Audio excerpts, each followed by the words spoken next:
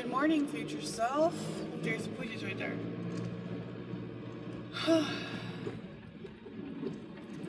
I am doing a very rare treat.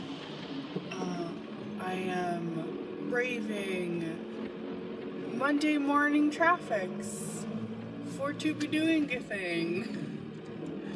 I'm driving down to, where am I going? The sun is like literally coming up right now. That's how early it is. I think it's like 7:15. I got up at 6:30 because I'm an adult ass human. Also, look, my nails are still amazing.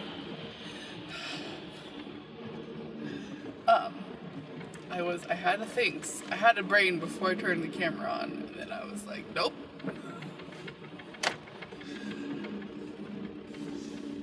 When I first got on the highway, I was like, oh no, the tragedy of traffics.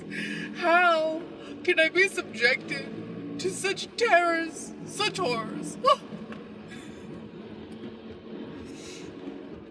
And then I realized, no, this is how it should be when you drive. When you drive a car, it should always be that there's horrific traffic every direction from you, no matter where you're trying to go. This is a good thing. Maybe if that was true, people would drive less. So yeah, this was the brains that I had. Why am I driving when I could take the Caltrain? Why am I contributing to this snarled mess? Even though my car is technically carbon neutral because of the fuel that we use, it still contributes to particulates and it contributes to congestion and all of these things. So I want to talk about my feels about it. I'm going to a place I've never been before, and for my disability, like, I'm pretty functional as long as I'm like in my bubble. And I have all of my stuff set up. Like, if I'm at home or at my old office, I had everything set up there. And at the new office that I moved into in January, I'm sure I can get that to be a bubble too. You know, we have a wellness room, which I'm gonna make it into my migraine seizure having situations. So it's not that workplaces can't contribute to my functionality, is that I'm going to a place I've never been before, and I'm going to a place I probably won't be again. So it's this like sort of one-off situation. It's not a place where I've like, you know, been there a bunch and or am planning on being there a bunch and like figuring out how it's gonna work and all that kind of stuff. So if I get sick at this one-off location that we're going to, what will happen? I will slur my speech, my face will get paralyzed, I'll be in a lot of pain, I won't be able to see, I might be throwing up, things like this. So if I'm going to a one-off place by myself because I don't have a carer, I do at home, obviously, like Steve does a lot of like care work, but I don't have like a full-time carer or a person to like take me places, unless my mom is here and then she just drives me everywhere. So okay, I have to go places on my own. I can functionally go places on my own. But if I take the train, what happens is that when I get to the place, I'm now in public the entire time. So if I drive, I'm essentially taking like a little bit of my exoskeleton, my little situational bubble with me, and that lets me, like, if I get sick at this thing, I have a specific place that I control to retreat to. And now a car is not the best place to have a migraine or to wait for someone, i.e. Steve, to come and rescue me from a migraine. But it's better than trying to negotiate a safe space with strangers. Because often what happens with strangers is that half your face goes paralyzed and they immediately think you're having a stroke and will try to call an ambulance, which is just not a good idea. not me thriving, being forced to go to the emergency room because of other people's misunderstandings. So, yeah, I understand that the choice I'm making has consequences, i.e. smog, pollution, global warming, and I don't make that choice a lot. And to be honest, like, I feel justified in making it in the very few cases where I think that it is necessary for me to achieve the thing, whatever that thing is. I try so hard to only go on public transit and only take my bike, and like, we put solar panels on the house, and we've been trying to get batteries, and although that's still being blocked by the fire department, and ride e-bikes and shop at farmers markets. Like, I try really hard to reduce my carbon footprint, because like, we are responsible for what is happening to the climate. We are, absolutely. And I am personally responsible for how my actions contribute to that problem. But I can't always make the best.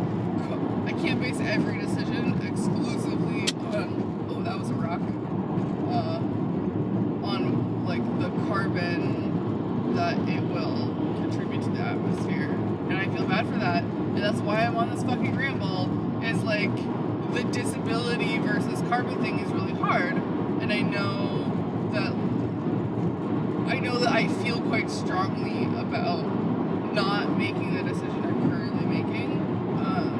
So yeah, it's a struggle. Like, climate change decision versus like healthy disability decision is like a really hard one to make, and I try to achieve a balance, because it's not a black or white thing. It's not 100% every decision has to be made around carbon, and it's not 100% every decision has to be made around to cater to my disability.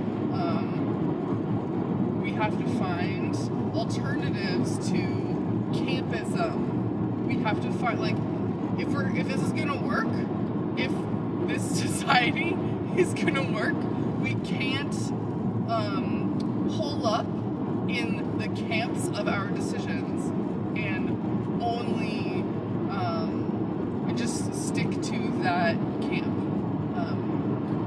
And this is why I get frustrated with people who like bans on single-use plastic, like straws, or single-use cups, things like that. Disability advocates often say, like, yes, but this is discrimination against disabled people because we need those things. And I totally understand that. But I think that if you need access to plastic straws, you should buy them, and they shouldn't be available to everyone, everywhere, all the time, at every location, because it might impede the comfort and access of a disabled person. So that sounds shitty even to me. Like, I want every disabled person to have 100% access all the time. So it sounds really shitty and horrible to say, like, oh, well, these items that contribute like a large amount of waste to our, our recycling and composting systems, like, oh, well, they should be, like, you're discriminating against disabled people. And I think if the argument was taken too far, if you said, for example, like, oh, well, we can just have, like, a disabled person can just buy a foldy ramp and that they can take with them, so that stores don't have to worry about, like, whether or not they have stairs. Like, I think that that's the same argument taken way too far. There's a lot of reasons that, like, physical accessibility to the inside of buildings is really necessary for everyone.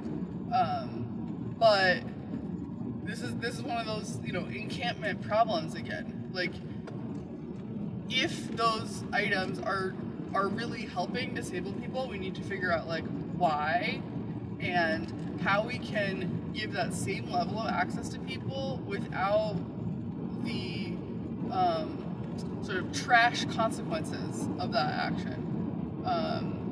And that's the same as the decision I'm making right now, right? Like, I am making a high carbon choice in order to accommodate my safety and disability and comfort, and yeah, it's hard to it's hard to find solutions that give all those things. Like, the place where I'm going is technically accessible. It is wheelchair accessible, but that doesn't actually make it physically accessible for me.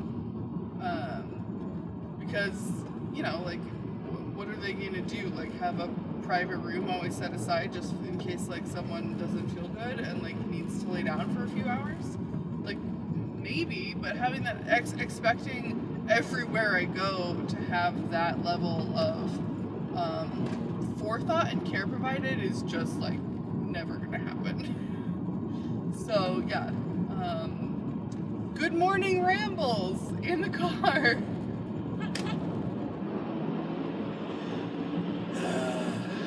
Yeah.